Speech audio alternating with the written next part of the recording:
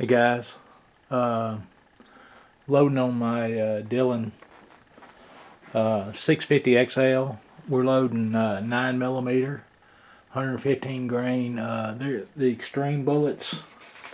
It's the copper plated bullets. These things work really good. You don't have to worry about the lead smoke getting into your daughter or your wife's lungs, causing problems.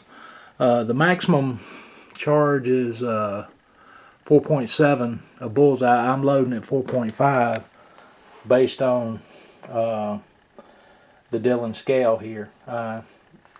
You basically check a load right here, pour it into the scale over there, and get it to where it finally matches up to what you're looking for. On a Dillon, it works. You have a primer feed system right here. It's got a warning system on it right here whenever my battery's getting weak.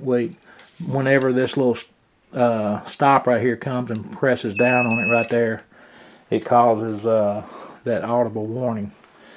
I have a powder cop on here, a Hornady powder cop. I didn't buy the Dillon audible system right there. I'm going to eventually, but at the time I didn't think it was necessary. To load the priming system, you basically have to dump your primers into a plate and get them and turn them over, and you pick them up with these tubes. You see it down there at the end of that one right there. These right here will work on either the small rifle or small pistol primers. And basically, whenever you get them up there, you pull that rod out right there. Get the flip the little warning off there. You put this in the hole right there, and you pull that little pin, and about 100 and so primers fall and fill that tube up. It works on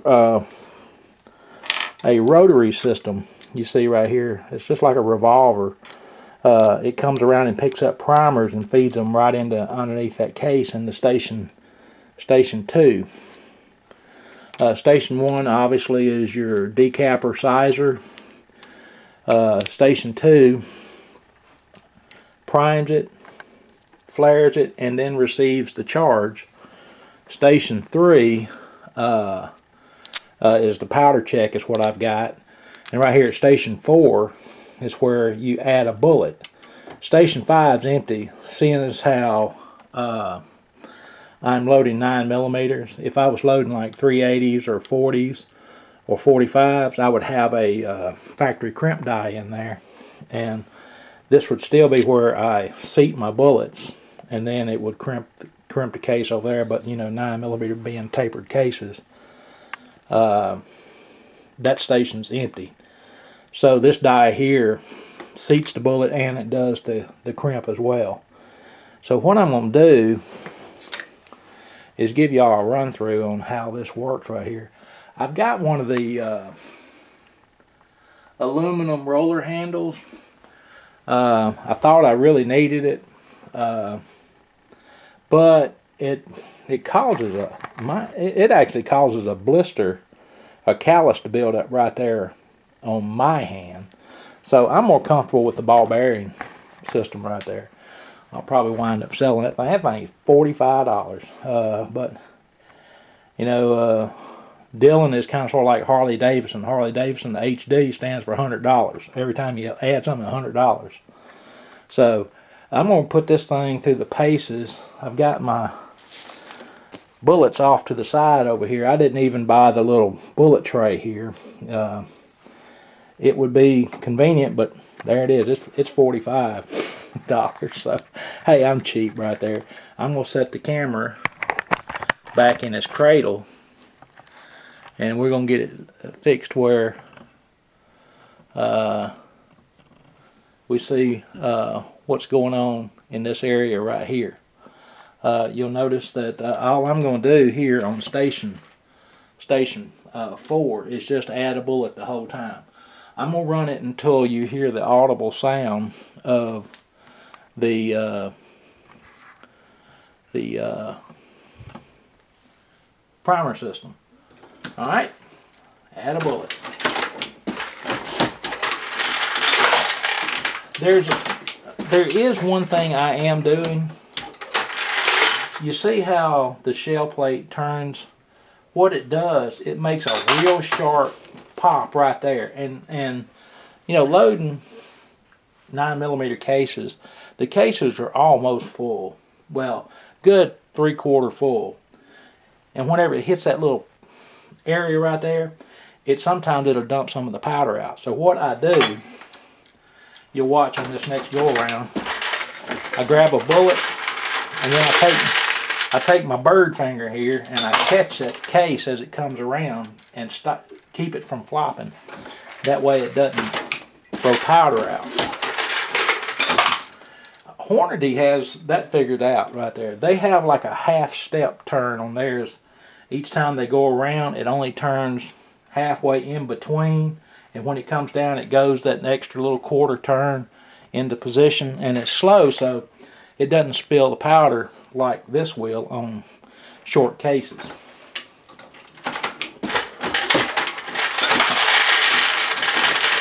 So that's what I found that helps right there, just catching that case and keeping it from making that little sharp stop.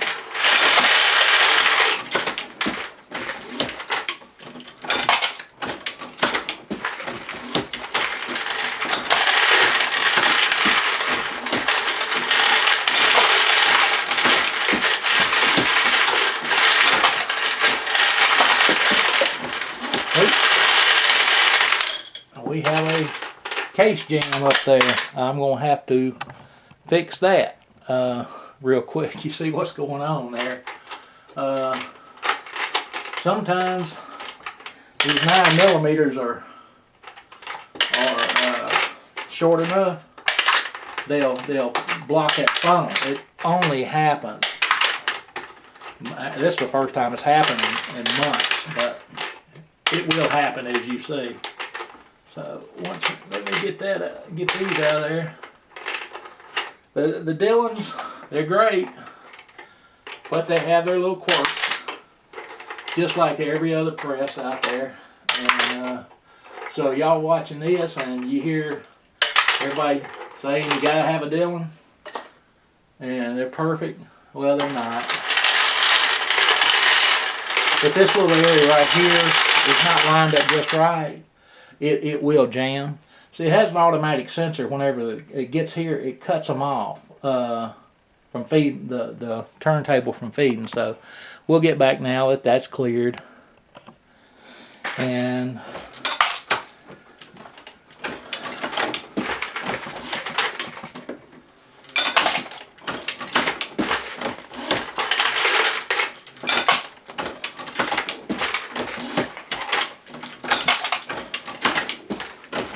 you know, stuff happens.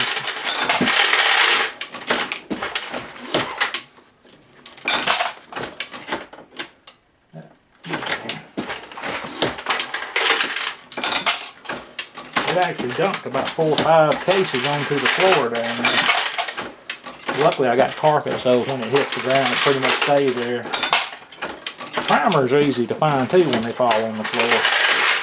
On carpet, you know, if you got a hardwood floor with concrete, they'll bounce and go across underneath something.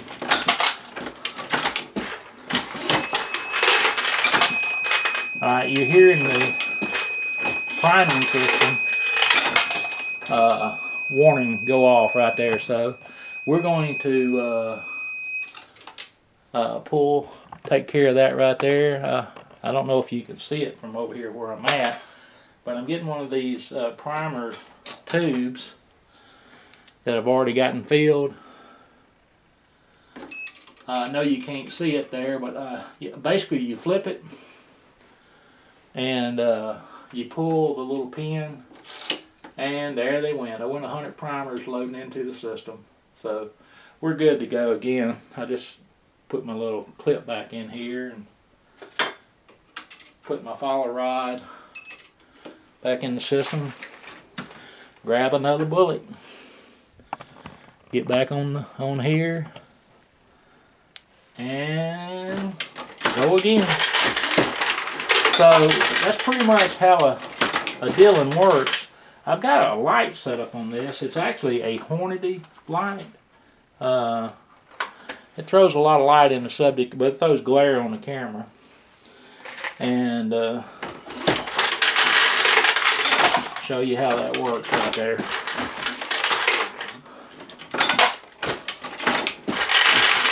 Pretty good little system here. They're very complicated, the way everything is working, but it's simple to use once you got it working right. And that's pretty much with any press. So if you have any questions on how these work, I recommend them. They're pretty good. You'll wind up spending $1,100, $1,200 on one of these. I've got let's see, 5 conversion kits. They add up. I'm still using my old Lee dies. I got a Lee Classic turret right here, right below it. Right here, I pretty much load a lot of rifle stuff on, and been loading some 223. That's a good little system there. The reason I use it instead of this, I've got a 223 conversion for it. You know, on the rifle stuff, I am cleaning them. You got to deprime them, clean them, then swatch the primers, because most of the ones I have been military brass, and that's what I've been loading right here. But it's easier for me just to do the rifle on this, because I got a rifle, a universal charging die, rifle die. I can dump my powder through here. I've got a case dispenser, powder dispenser right there. And so, with all the problems and the things you have to do with 223, I just use that because I'm depriming, washing them with the stainless steel media stuff, then a couple days letting it dry and stuff. I quit using Lemon Shine in my stainless steel cleaner. I just use Dawn dishwashing detergent. If you put too much Lemon Shine in there, your cases will tarnish over time. They will get darker. I think it's the citric acid in it if you don't get them rinsed real good. But when you just use the Dawn dishwashing detergent, I've got 2 bags down there that are old potato bags, but you can see if you just look at them, these things are really shiny, and I washed those things 2 months ago. And I didn't use Lemon Shine, I just used Dawn dishwashing detergent and rinsed them and poured them out on a towel and then let them dry in the sun, you know, like there at my back door inside the house where the sun comes through the French doors. Just lay them on the floor. My wife doesn't like it, but hey, you know. So that's what I do, guys. Dillon's a good system right here. A lot of people can't afford them. If they can't, hey, Lee makes some good stuff. But I had an RCBS Pro 2000. It was really good. It had an auto index, but it worked like the Dillon 550B. You had to add a bullet, add a case, add a bullet, add a case deal. The neat thing about it, caliber changes were it's almost as simple as this Lee right here. You know, you could change your calibers over in a minute, you know, versus, you know, with your Dillon, you're going, you know, you got to take everything apart. I leave my die set in my tool head, but you got to change out your case feeding area. If you got to change your primer system from small to large, that adds another few minutes to the job. I'm going to say I'm not that fast. That's probably about 30-minute changeover. Sometimes 45 minutes when you're having to reset your powder feed, getting your powder right with your scale over here. But once you get these things going here, it's hard to beat them. The only way you can beat this right here is with a bigger Dillon. You know, get a 1050 and on one of those Has electric motor in there. It turns everything, and all you're doing is just adding cases, adding primers and stuff, and keeping your bullet feeders going. But it's a good system. It's a big, heavy, massive system here. The Hornady ammo plant, you know, it has a bullet feeder, and you can actually use that on this system here. But neat thing, I highly recommend Dillon if you can afford it. If not, get something cheaper. Like this Lee is great here. It's not going to keep up with this Dillon, but it's going to load just as accurate ammo. Thanks, guys, for listening to me. Bye.